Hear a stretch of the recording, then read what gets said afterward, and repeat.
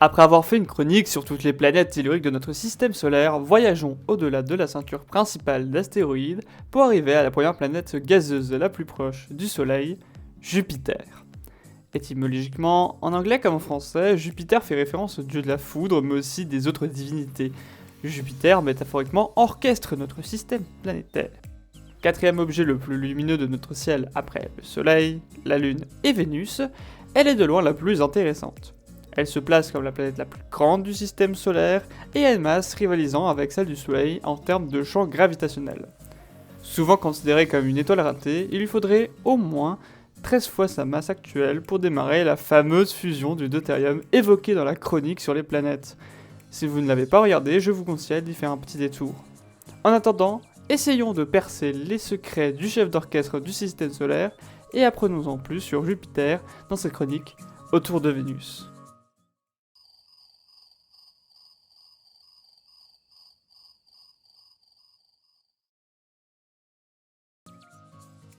Comme à mon habitude dans mes chroniques, commençons par parler de la composition de Jupiter. Malheureusement, aucune mesure directe n'a été faite, donc ce que je vais vous énoncer repose sur des mesures indirectes et des déductions. Une des plus grosses observations est la façon dont la planète est déformée par sa rotation. En effet, elle a permis de déterminer qu'au centre se trouve un noyau rocheux d'environ 10 000 km de rayon. Après le noyau apparaît une couche d'hydrogène liquide de 40 000 km d'épaisseur qui a la particularité d'être métallique. Sous l'effet d'une pression énorme, plus de 3 millions de fois la pression atmosphérique terrestre, les électrons ne sont plus liés au noyau et peuvent se déplacer librement. Ils peuvent ainsi transporter la chaleur et l'électricité et engendrer un champ magnétique. Autrement dit, l'hydrogène liquide se comporte comme un métal.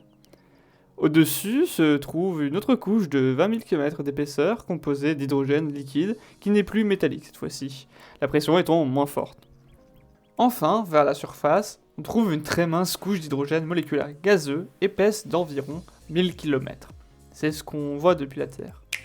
Compte tenu de ce que je vous ai dit à propos de Jupiter, il est donc difficile, voire impossible, qu'une forme de vie puisse exister, avec la pression et l'absence de milieu stable pour évoluer. Le tout forme ainsi Jupiter, une planète gazeuse compte tenu de sa composition, énorme d'hydrogène et d'hélium gazeux. Elle a un rayon moyen de 70 000 km, ce qui donne 11 terres de diamètre. Si l'image ne vous rentre pas assez en tête, imaginez que la Terre soit un raisin, et Jupiter aurait alors la taille d'un ballon de basket.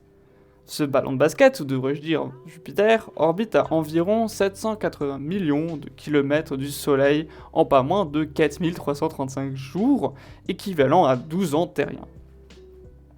Et tourne autour de son axe en 10 heures. Toujours en restant dans les chiffres, sa température de surface environne les moins 110 degrés Celsius. Et en termes de masse, elle avoisine les 1,9 fois 10 puissance 27 kg, soit environ 317 fois la masse de la Terre.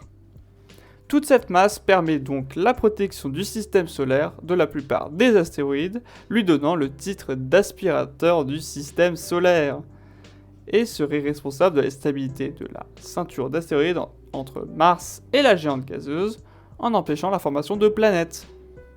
Il orchestre donc bien le système solaire. Sa gravité attire aussi une grande quantité d'astéroïdes sur les points de Lagrange qui sont 5 points distables en termes de gravitation et existent dès lors qu'un corps orbite autour d'un autre, par exemple une planète qui tourne autour de son étoile. Ces points accompagnent le mouvement de l'astre et orbitant autour d'un corps et restent donc équidistants de chacun des deux astres.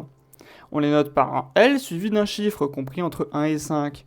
En général, les points L1, L2 et L3 sont appelés les points d'Euler, et les L4 et L5 sont des points de Lagrange. Je sais, l'appellation est plutôt confuse. Dans ce cas-là, on va s'intéresser aux points de Lagrange L4 et L5.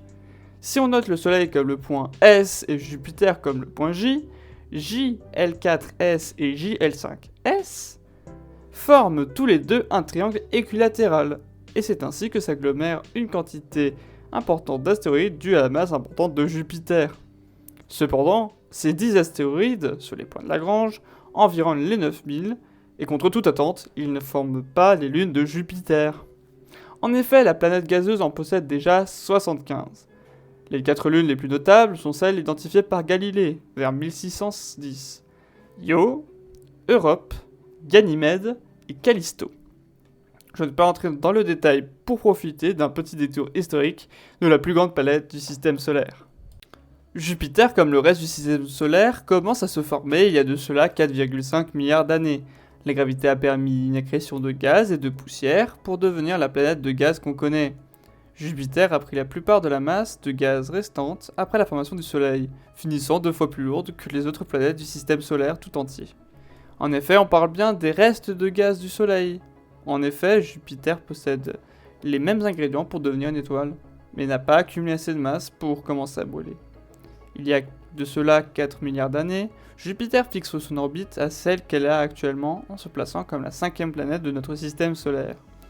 Les plus pointillants d'entre vous me feront remarquer que je n'ai pas parlé de la grande tache rouge de Jupiter. En effet, cet anticyclone long de 15 000 km et large de 12 000 km a été pour la première fois observé et découvert en 1665. Les vents y soufflent atteignant les 700 km/h et s'inscrit dans les anticyclones avec la plus longue longévité. Elle est toujours observée attentivement depuis 1830. Elle tourne sur elle-même en 6 jours dans le sens inverse des aiguilles montre, et elle reste un grand mystère sur sa longévité. Tout ce qu'il faut retenir, c'est que Jupiter est en majorité composé d'hydrogène et d'hélium, et qu'elle a un climat particulier. Haute pression, température de surface de moins 110 degrés Celsius, rendant impossible la vie sur cette planète. Jupiter se place comme une planète lumineuse dans le ciel, et en quelque sorte un bouclier pour la Terre contre la plupart des astéroïdes. Même si la gravité peut aussi attirer directement dans notre direction, il permet donc d'orchestrer le système solaire un peu comme le Soleil, mais à sa manière.